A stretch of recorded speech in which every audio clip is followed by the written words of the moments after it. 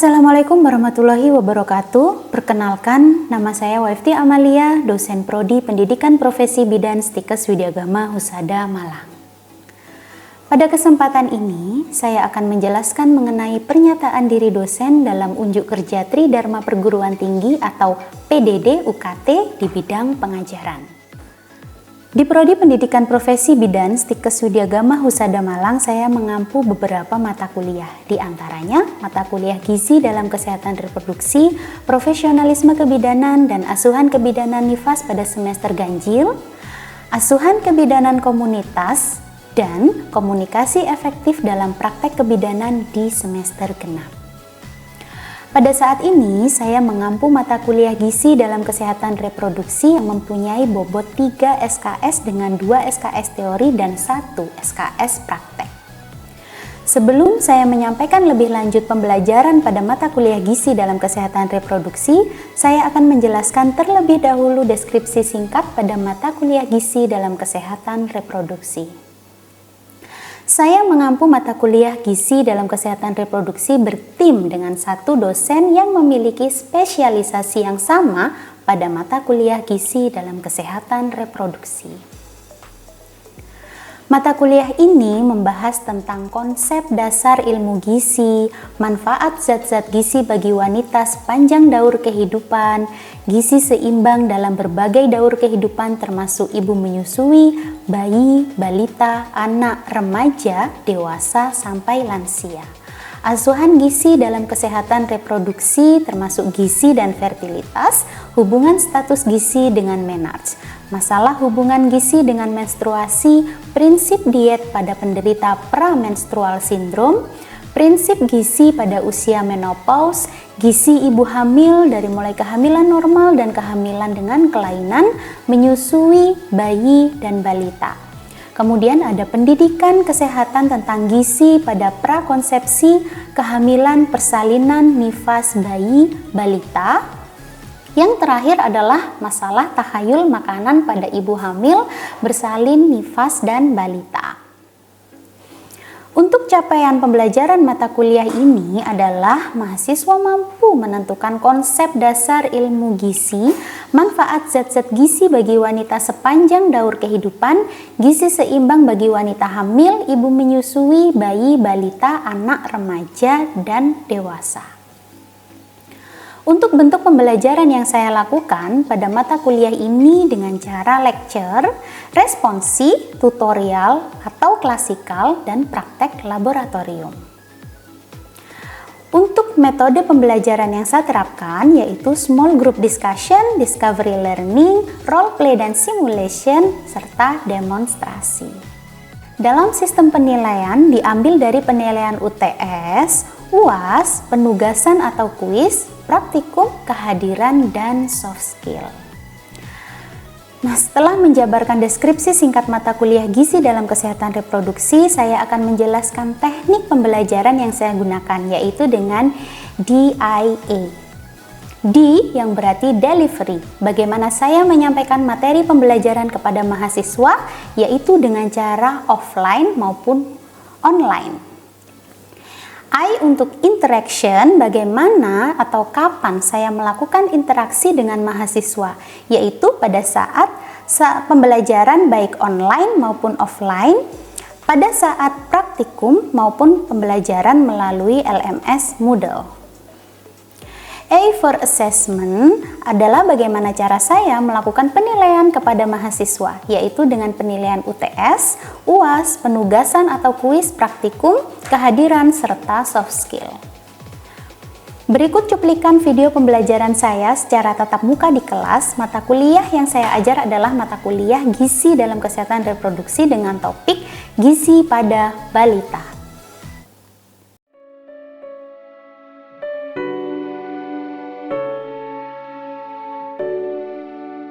Oke, kita bisa mulai untuk pelajaran hari ini? Bisa, ya, Bu. Oke, Assalamualaikum warahmatullahi wabarakatuh.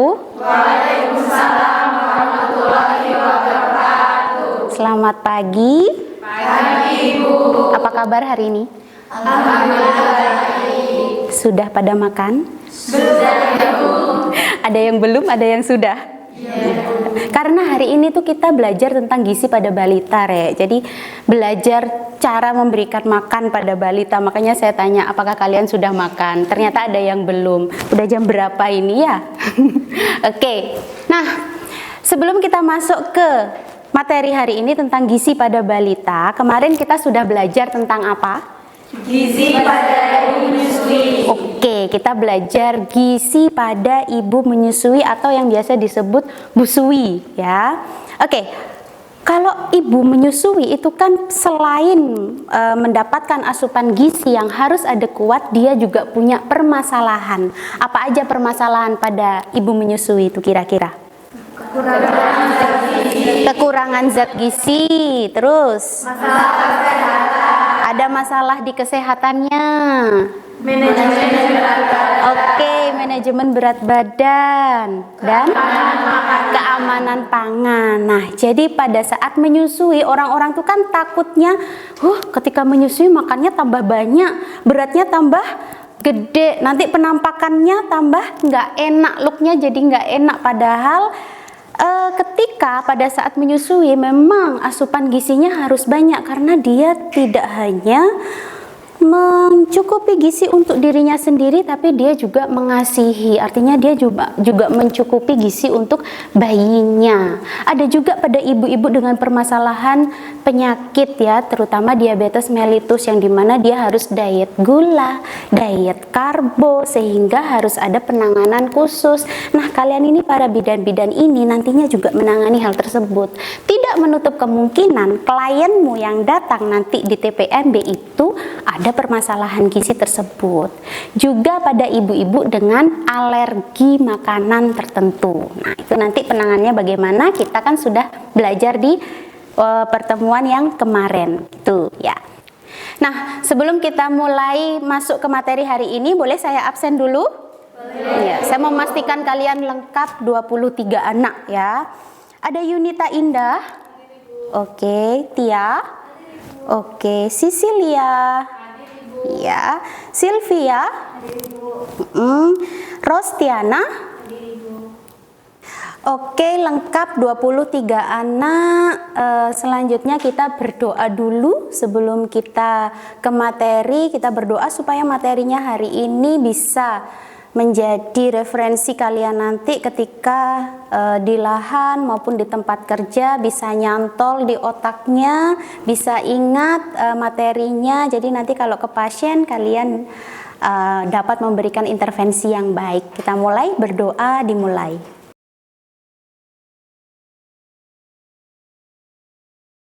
Oke, untuk materi hari ini kita akan belajar tentang apa saja. Yang pertama, kondisi anatomis fisiologis dari balita, kemudian ada perubahan status gizinya, masalah-masalah gizi pada balita, bagaimana cara mengukur status gizi balita, intervensi peningkatan status gizi balita, peran orang tua, dan paling utama peran tenaga kesehatan gitu ya. Kalian kan habis ini jadi calon tenaga kesehatan kan?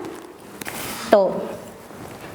Nah, saya harapkan ketika materi ini selesai, apa yang bisa kalian capai yaitu mampu memahami dan dapat memberikan intervensi tentang permasalahan balita yang ada. Itu ya. Jadi kalian tenaga kesehatan harus bisa nih dari mulai ngukur, dari mulai menentukan status gizinya, gizi baik, gizi buruk, gizi kurang ya. Kemudian harus bisa memberikan intervensi yang baik, baik kepada balitanya maupun kepada orang tuanya sebagai pendamping balita. Itu. Nah, apa yang akan kita lakukan atau metode pembelajarannya? Ada small group discussion, ada discovery learning, ada role play dan simulation, dan yang terakhir ada demonstrasi. Jadi nanti terakhir kalian akan memasak tentang bagaimana caranya membuat empasi atau bagaimana caranya membuat makanan tambahan untuk balita ya. Tuh. Nah, nilai akhir dari mata kuliah ini diambil dari mana? Dari UTS, UAS, penugasan atau kuis yang nantinya kita bisa penugasan langsung atau kalian kerjakan di LMS Moodle. Kemudian ada praktikum dan kehadiran serta soft skill. Jadi nanti saya harap kalian berperan aktif selama masa perkuliahan gizi dalam kesehatan reproduksi ini, gitu ya. Pokok materi yang pertama yaitu kondisi anatomis fisiologis balita. Jadi kondisi anatomi fisiologis pada masa balita ini sangat pesat pertumbuhannya. Maka dari itu harus didukung dengan asupan gizi yang cukup baik. Ya, dulu waktu balita kita tuh kan kalau lihat anak balita itu kan kepalanya lebih besar daripada tubuhnya, ya. Itu. Nanti seiring waktu itu akan berbalik. Jadi kepalanya dan tubuhnya proporsinya akan seimbang. Begitu juga dengan organ-organ yang ada di dalam, otak, jantung, hati, lambung, paru-paru, organ pencernaan, organ reproduksi, semua butuh berkembang. Dan untuk berkembang ini semua butuh asupan gizi yang cukup baik dan adekuat, gitu ya. Oke. Apa saja perubahan status gizi pada balita? Yang pertama, dengan pertumbuhannya yang pesat ya, maka kebutuhan nutrisi mereka akan sangat tinggi ya. Kemudian siklus nafsu makan balita. Sering kan balita-balita itu mengalami yang namanya GTM atau gerakan tutup mulut. Nah, ini yang jadi salah satu permasalahan kebutuhan asupan nutrisinya tidak tercukupi gitu. Jadi nafsu makan balita itu bisa berubah-ubah. Kadang sekarang itu lahap, besoknya itu GTM, besoknya lagi lahap. Nah, sebagai orang tua gimana? Cari tahu kenapa anak saya tuh bisa GTM. Tubuhnya kenapa dia tidak mau makan? Apakah lagi tumbuh gigi? Biasanya kalau orang lagi tumbuh gigi itu kan sakit gusinya ya. Itu. Terus kemudian yang kedua, apakah dia demam? Apakah tekstur makanannya itu terlalu kasar atau terlalu lembek? Nah itu. Jadi kalian pun sebagai nantinya calon tenaga kesehatan juga harus jadi detektif. Kenapa nih kok bisa berat badannya turun? Kenapa kok bisa berat badannya stuck atau tetap? Tuh. Kemudian balita akan mengalami juga perubahan dari berat badan. Tentunya yang baik adalah setiap bulan dia harus naik atau turun? Naik ya. Jadi status gizinya harus naik. Kurvanya tuh harus naik ke puncak gunung ya. Jadi dengan harapannya ketika berat badannya naik, tinggi badannya proporsional, maka status gizinya itu juga baik gitu ya. Oke, lanjut lagi ke permasalahan gizi terkait tentang kesehatan di balita. Jadi balita itu juga punya permasalahan gizi, nggak hanya sekedar dikasih makan terus lancar jaya, terus kemudian dia bisa berkembang dengan pesat, tidak. Tapi ada juga tentang permasalahan gizi pada balita. Oke, membahas tentang masalah gizi pada balita ada 3 ya. Yang pertama adalah kurang gizi. Balita itu juga bisa loh kurang gizi kalau asupannya tidak tepat ya. Tanda-tandanya gimana? Biasanya perutnya buncit dan keras tapi tangan kakinya tuh kurus ya. Jadi kelihatan buncit gitu, tapi memang kelihatan gemuk kalau dipakein pakaian, tapi kalau dibuka nah itu akan kelihatan kurus, termasuk rusuk-rusuknya ini akan terlihat gitu. Nah, hal itu akan menghambat pertumbuhan dan perkembangan dari balita tersebut. Yang kedua, yang pertama tadi kurang gizi. Yang kedua ini kebalikannya, terlalu gemuk ya, atau yang biasa disebut dengan obesitas. Nah, balita yang terlalu gemuk itu juga punya resiko kesehatan ya.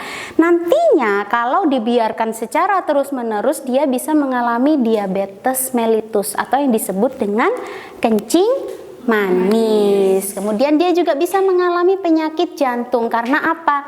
Jantungnya dari kecil sudah bekerja keras untuk memompa. Karena kan dia gemuk, otomatis kebutuhannya, energinya itu lebih besar itu ya. Kemudian kalau balita gemuk itu kan aktivitasnya jadi lambat ya.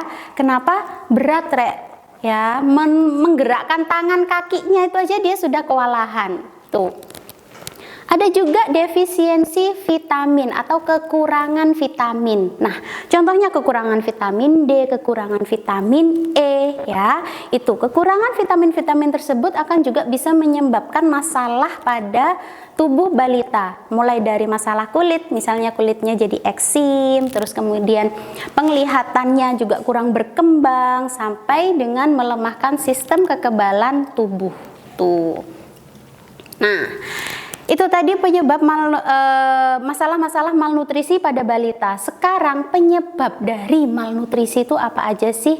Tentunya satu, asupan gizi yang tidak seimbang, ya. Balita itu makan itu kan mut-mutan. Jadi kita sebagai orang tua, kita sebagai tenaga kesehatan, apa yang harus kita berikan ke balita? Haruskah nasi sama kuah bakso aja? Haruskah nasi sama kuah rawon aja? Kan enggak.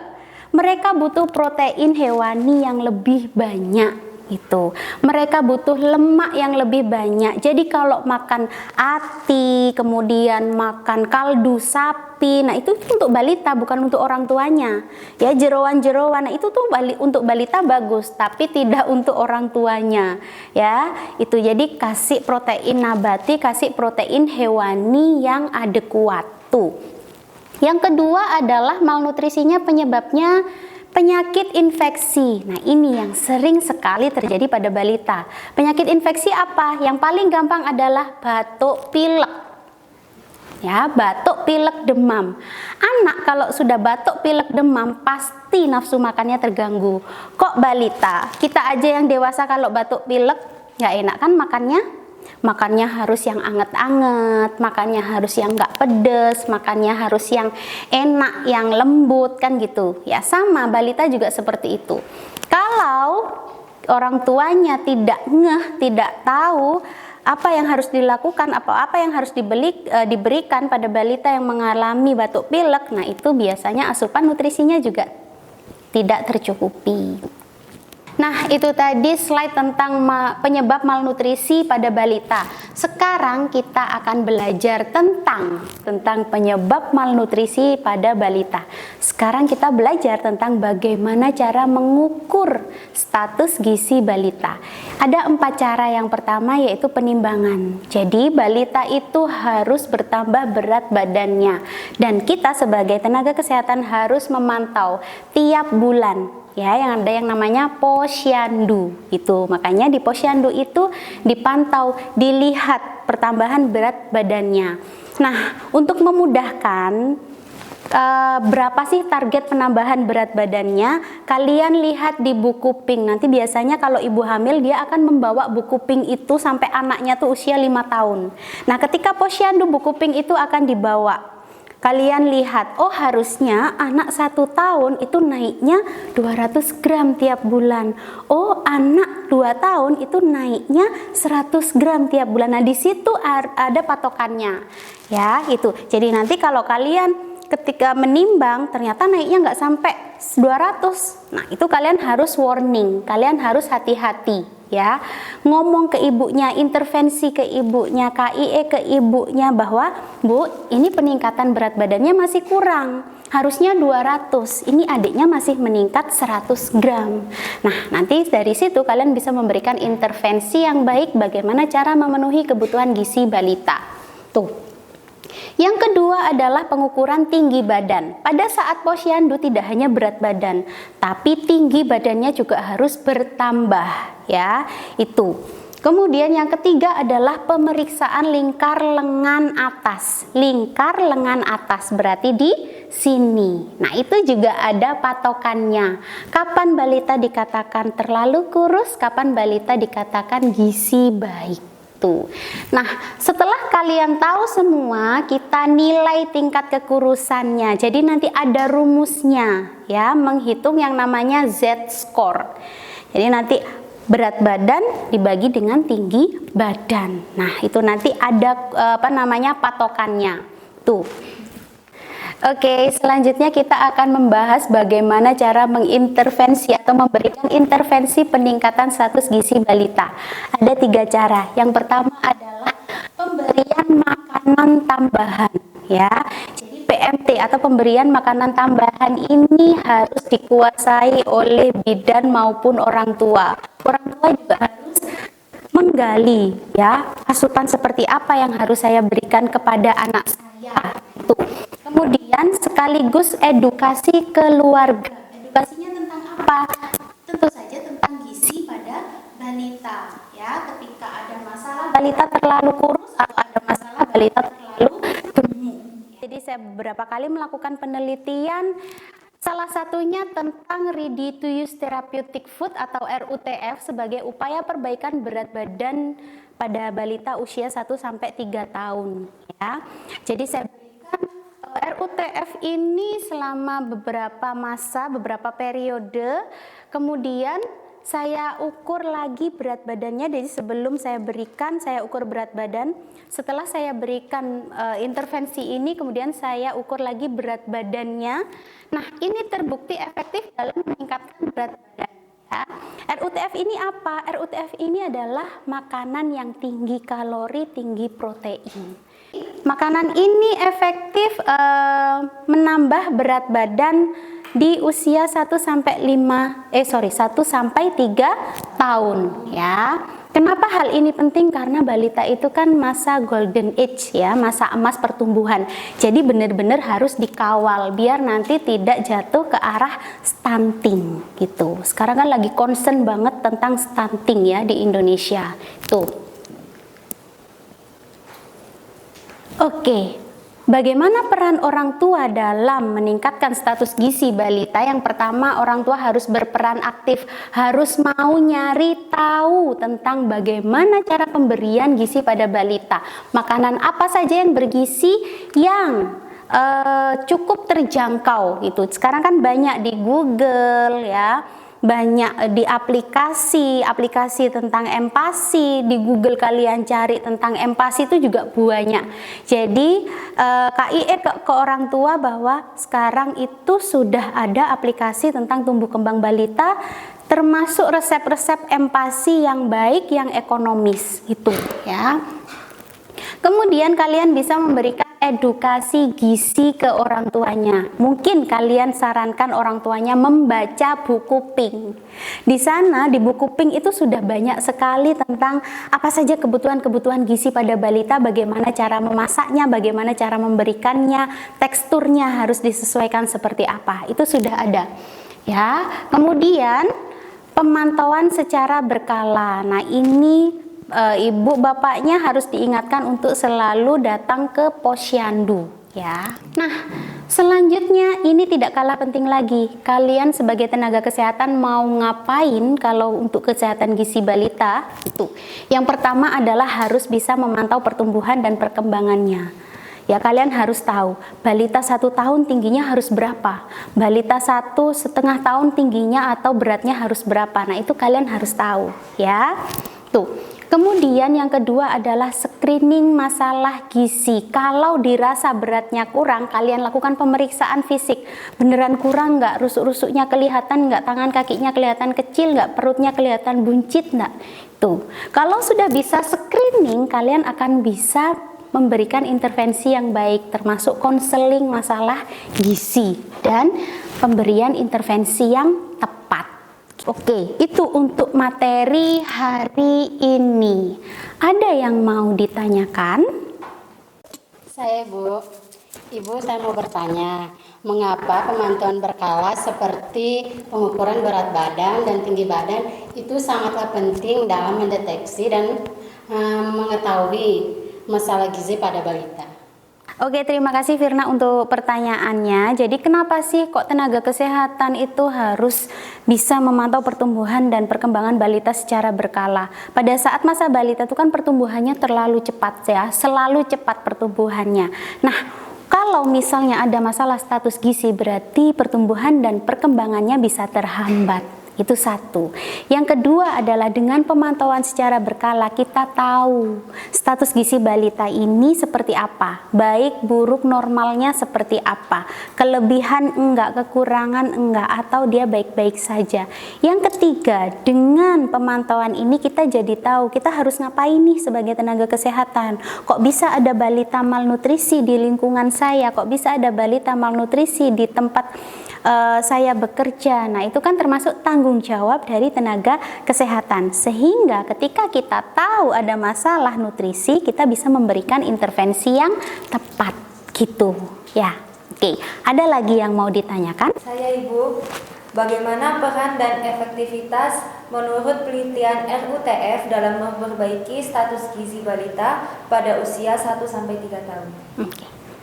Oke, pertanyaan yang menarik terkait tentang penelitian yang pernah saya lakukan. Jadi, RUTF itu memang makanan yang dirancang khusus untuk meningkatkan status gizi balita.